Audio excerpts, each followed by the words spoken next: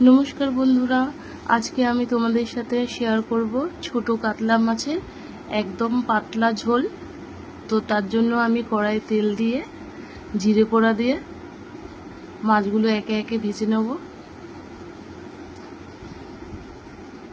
আজকে আমি যে পদ্ধতিতে মাছ রান্না করছি তার জন্য কোনো রকম কোনো মশলা তোমাদের বাটতে লাগবে না।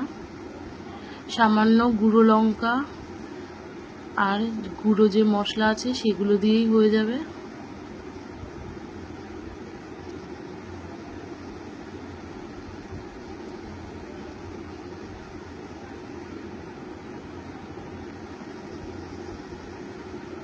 মাছের ঝোলে মাথা দিলে সেটা টেস্টটা আরও বেড়ে যায়। তো আমি মাথাও আজকে রান্না করছি একই সাথে। তো মাছ ভাজা আমার হয়ে গেছে, তুলে নিচ্ছি। এরপর ওই তেলের মধ্যেই আমি পেঁপে আর আলু দিয়ে দেবো। তো আমি কিন্তু কোনো রকম কোনো তেল অ্যাড করব না, যেহেতু এটা জ্যান্ত কাতলা মাছের ঝোল আমি রান্না করছি।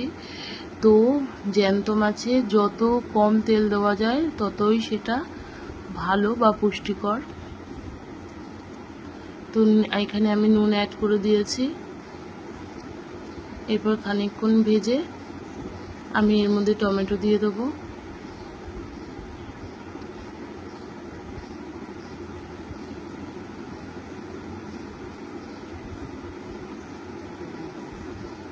হলুদ, সামান্য কাশ্মীরি লঙ্কার গুঁড়ো দেব।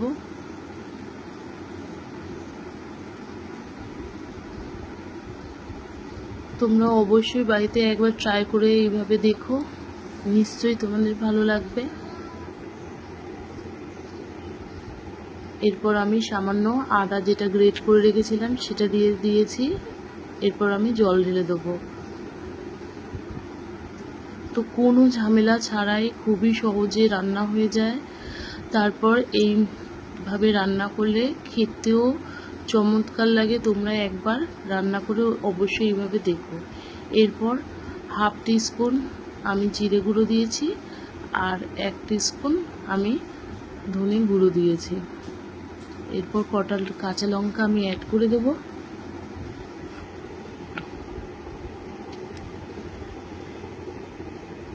এরপর মাছ দিয়ে দেবো।